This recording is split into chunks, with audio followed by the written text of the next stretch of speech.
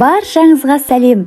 Бүгін біз сіздермен моңғол халқының ерекше сүйіп жейтін тағамы ұн қуырдақты пісіріп үйренетін боламыз.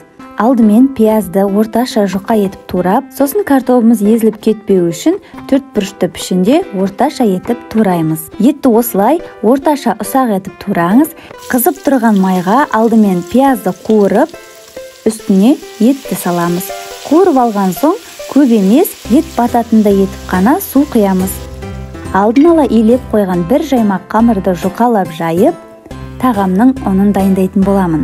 Енді жайып алған қамырды бірнеше бөліктерге бөліп, қызып тұрған пеште 2 минуттай ғана кептіріп аламыз.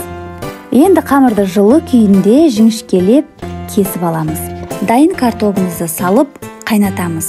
Кеспе суға батпауы керек. Міне ұн қуырдақ дайын. Сіздермен болған сымбатты асхана.